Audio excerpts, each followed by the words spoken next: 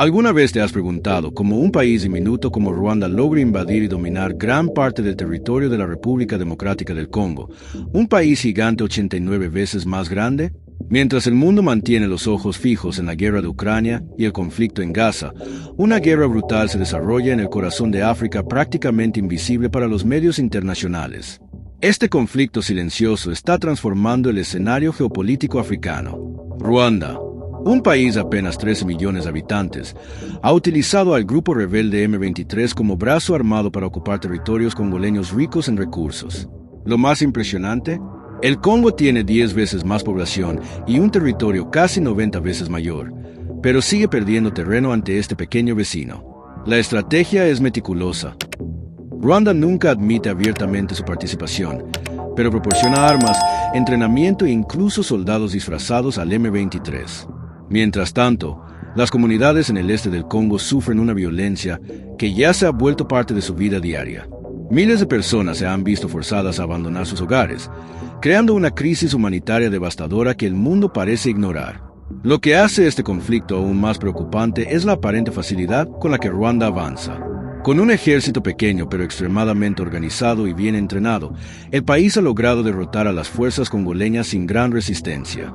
Y todo esto ocurre bajo el silencio ensordecedor de la comunidad internacional, que cierra los ojos ante un conflicto con potencial de desestabilizar toda la región de los grandes lagos africanos. Pero para entender la gravedad de la situación, necesitamos mirar la reciente batalla de Goma, un momento decisivo en esta guerra. Lo que ocurrió en enero de 2025 en Goma cambió completamente el rumbo de este conflicto. Imagina una ciudad siendo rodeada e invadida por soldados y rebeldes. Fue exactamente lo que sucedió cuando fuerzas ruandesas disfrazadas y rebeldes del M23 capturaron esta ciudad estratégica de más de 1 millón de habitantes, ubicada en la frontera entre los dos países. La brutalidad del ataque dejó cifras alarmantes. Cerca de 3.000 muertos en pocos días de combate e impresionantes 700.000 personas huyendo de sus hogares en busca de seguridad. Para hacerte una idea, es como si toda la población de una ciudad grande fuera forzada a abandonar sus casas de un día para otro. La ONU lo clasificó como una de las peores crisis humanitarias recientes de África, con campos de desplazados improvisados surgiendo en las regiones vecinas sin estructura básica de saneamiento o alimentación. La caída de Goma no fue solo una victoria militar, sino una demostración de poder e intenciones. Con el control de esta ciudad estratégica, Ruanda y el M23 ahora tienen acceso directo a importantes rutas comerciales y áreas ricas en minerales. Tras consolidar el dominio en Goma, las fuerzas continuaron avanzando hacia el sur, con informes de nuevos territorios siendo capturados cada semana. Lo más alarmante es que la ofensiva parece no tener fin. Fuentes militares indican que el objetivo final podría ser llegar a la capital Kinshasa, a más de 1.500 kilómetros de distancia. Si esto ocurre, sería uno de los mayores golpes geopolíticos de la historia reciente africana. Pero, ¿cómo logra Ruanda coordinar esta operación manteniendo una apariencia de inocencia? La estrategia recuerda mucho lo que vimos en otro conflicto reciente al otro lado del mundo. El gobierno de Ruanda, liderado por Paul Kagame desde hace más de 20 años, niega cualquier participación directa en el conflicto, llegando a llamar a las acusaciones absurdas. Sin embargo, las evidencias son abrumadoras. Informes de la ONU han documentado extensamente el suministro de armas pesadas, uniformes militares idénticos a los del ejército ruandés e incluso la presencia de oficiales ruandeses comandando operaciones del M23. Interceptaciones de comunicaciones militares hasta han revelado órdenes siendo dadas directamente desde Kigali, la capital ruandesa. Esta táctica es impresionantemente similar a la estrategia usada por Rusia en Ucrania en 2014, cuando apoyó a grupos separatistas en Donetsk y Luhansk mientras negaba cualquier involucración. Los famosos hombrecitos verdes sin identificación militar oficial, pero claramente entrenados profesionalmente, tienen su versión africana en las tropas que tomaron Goma. En ambos casos, la estrategia permite que el país agresor mantenga una negación plausible mientras avanza sus intereses territoriales. El propio discurso justificativo sigue un patrón similar. El M23 afirma estar luchando para proteger a los tutsis congoleños de la persecución étnica, exactamente como Rusia alegó estar protegiendo a la población de habla rusa en Ucrania. Esta narrativa de protección sirve como cobertura moral para lo que, en realidad, parece ser una invasión territorial motivada por intereses económicos y estratégicos. Analistas militares señalan que la profesionalización del M23 es una señal clara de involucración estatal. El grupo, que antes operaba como una milicia guerrillera, ahora utiliza tácticas de combate convencionales, artillería pesada e incluso drones, equipamientos y entrenamiento que serían imposibles sin el respaldo de un Estado. Pero detrás de esta guerra por poderes, existe una motivación mucho más tangible que la protección étnica: controlar algunos de los recursos naturales más valiosos y estratégicos del planeta. El este de la República Democrática del Congo guarda un tesoro bajo su suelo. La región es abundante en minerales críticos para la economía global: coltán, esencial para celulares y electrónicos; oro, estaño, tantalio, tungsteno y cobalto, este último fundamental para baterías de coches eléctricos y la transición energética mundial. Investigaciones de la ONU han revelado un esquema sistemático. Estos recursos son extraídos en territorio congoleño ocupado y luego contrabandeados a Ruanda, que los exporta como si fueran producidos en su propio suelo. Las cifras son impresionantes. Ruanda exporta anualmente toneladas de oro y coltán muy por encima de su capacidad productiva natural. En 2023, por ejemplo, el país exportó cerca de 10 toneladas de oro, mientras que su producción local no llega a 1 tonelada. ¿La diferencia? Recursos saqueados del Congo que inyectan miles de millones en la economía ruandesa, financiando aún más el esfuerzo de guerra. Este conflicto se vuelve aún más complejo cuando observamos los intereses de las potencias globales en la región. Estados Unidos y la Unión Europea mantienen relaciones estrechas con Kagame, viendo a Ruanda como un socio estable en una región volátil. China, por su parte, tiene enormes inversiones en minería en el Congo y acuerdos con ambos países.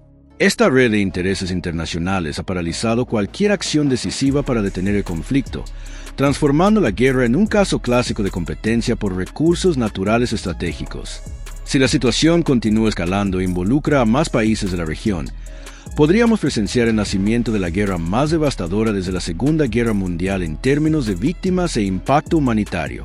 África Central ya vivió esto antes, en las guerras del Congo de los años 1990, que mataron a más de 5 millones de personas. Pero para entender verdaderamente las raíces de este conflicto, necesitamos volver a 1994, cuando el horror del genocidio de Ruanda cambió para siempre el destino de toda la región. El año 1994 marcó para siempre a Ruanda y toda la región de los Grandes Lagos. En apenas 100 días, entre abril y julio, cerca de 800.000 personas, principalmente de la etnia Tutsi, fueron brutalmente asesinadas por extremistas hutus. El genocidio fue planeado meticulosamente, con listas de objetivos distribuidas y propaganda de odio transmitida por radio alentando la matanza. Vecinos mataron a vecinos con machetes y armas improvisadas en uno de los episodios más sombríos de la historia reciente.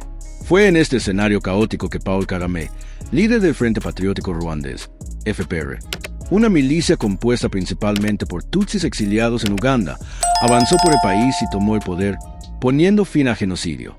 Kagame, que desde entonces gobierna Ruanda con mano de hierro, es visto por muchos como el salvador que detuvo la masacre, pero también como el arquitecto de un nuevo orden regional basado en el poder militar y control de recursos. Con la derrota de los genocidas, aproximadamente 2 millones de hutus, incluyendo muchos de los extremistas responsables de las masacres, huyeron hacia el este del vecino Zaire, actual RDC. Estos refugiados se establecieron en enormes campos a lo largo de la frontera, creando un dilema humanitario y de seguridad. Entre los legítimos refugiados estaban miembros de la Interahamwe, la milicia responsable de los peores actos de violencia durante el genocidio, que usaban los campos como bases para planear ataques contra el nuevo gobierno Tutsi en Ruanda. Esta situación explosiva, un nuevo gobierno Tutsi en Ruanda liderado por Kagame y campos de refugiados en el Congo albergando a extremistas hutus deseosos de retomar el poder, creó las condiciones para un conflicto mucho mayor que pronto envolvería a toda la región. Kagame no podía tolerar la presencia de esas fuerzas hostiles en la frontera de su país, y su respuesta daría inicio a lo que los historiadores llaman Guerras del Congo, uno de los conflictos más letales desde la Segunda Guerra Mundial, pero que permanece prácticamente desconocido para la mayoría del mundo. En octubre de 1996, Ruanda hizo un movimiento audaz que cambiaría el mapa político de África Central. Con el pretexto de neutralizar la amenaza de los extremistas hutus escondidos en los campos de refugiados, Kagame ordenó la invasión del entonces Zaire. Esta operación, que dio inicio a la Primera Guerra del Congo, no fue solo una incursión fronteriza, sino una campaña militar completa para derrocar el régimen del dictador Mobutu Sese Seko, que gobernaba el país desde hacía 3 décadas. Con el apoyo de Uganda y Burundi, las fuerzas ruandesas avanzaron rápidamente, apoyando a una coalición rebelde liderada por Laurent Désiré Kabila.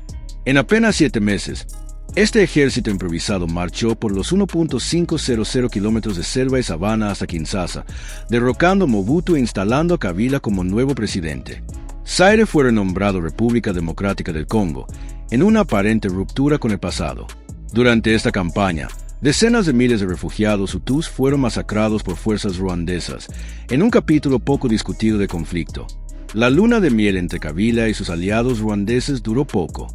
En 1998, temiendo convertirse en un títere de Kigali, Kabila ordenó que todas las tropas extranjeras abandonaran el país. La respuesta fue inmediata.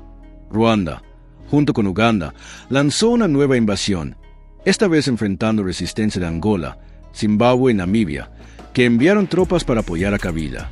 Este conflicto, conocido como Segunda Guerra del Congo, dividiría al país en zonas controladas por diferentes potencias y grupos rebeldes. La guerra se transformó en el conflicto más mortal desde la Segunda Guerra Mundial. Entre 1998 y 2003, cerca de 5,4 millones de personas murieron, la mayoría no por balas, sino por las consecuencias del conflicto: enfermedades, desnutrición, colapso del sistema de salud. Aldeas enteras fueron destruidas, mujeres sufrieron violencia sexual usada como arma de guerra, y niños fueron reclutados como soldados.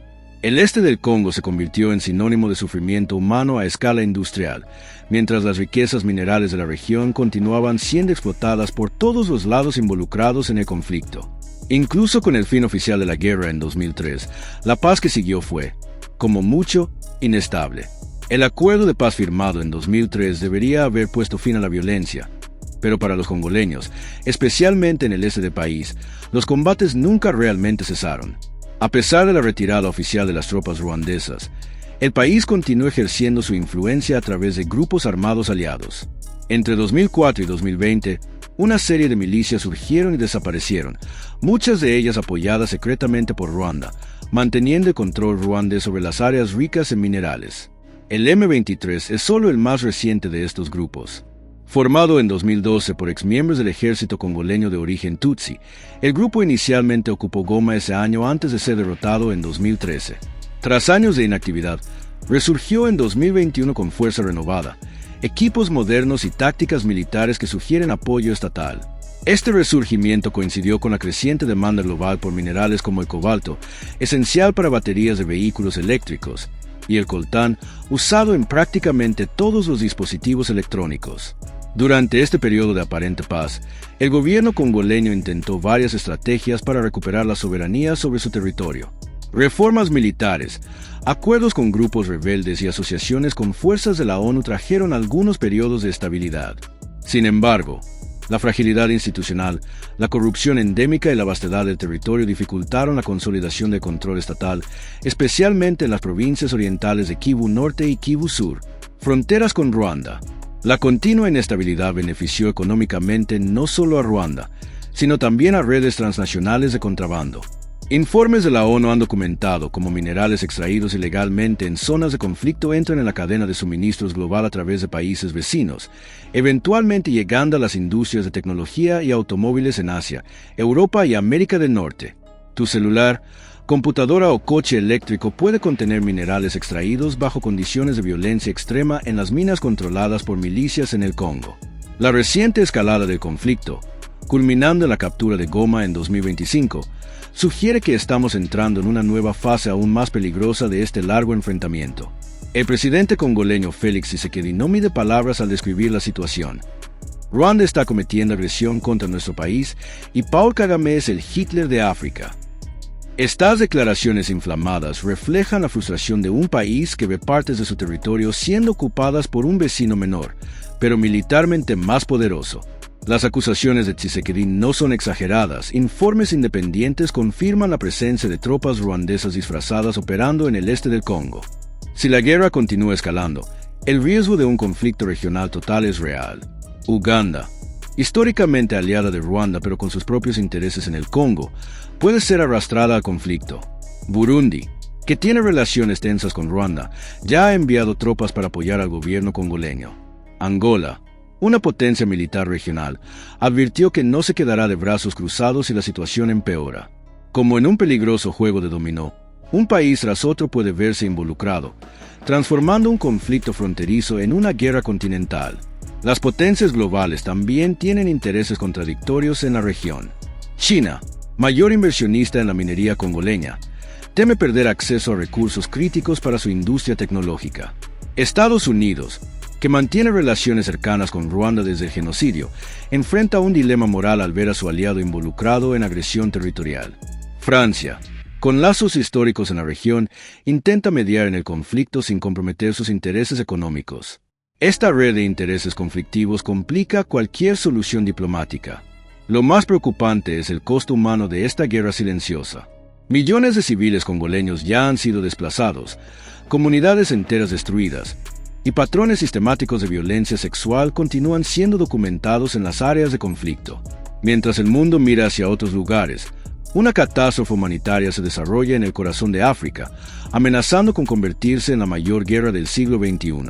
Este conflicto tiene todos los ingredientes para un desastre de proporciones históricas: intereses económicos, tensiones étnicas, rivalidades regionales y el fracaso de la comunidad internacional en actuar decisivamente. La pregunta no es si debemos prestar atención, sino por qué hemos tardado tanto en hacerlo. Si te gustó este contenido, no olvides suscribirte aquí al canal y activar las notificaciones para estar al tanto de todos los videos sobre geo que hacemos aquí. Ahora quédate con el próximo video que está pasando aquí en la pantalla.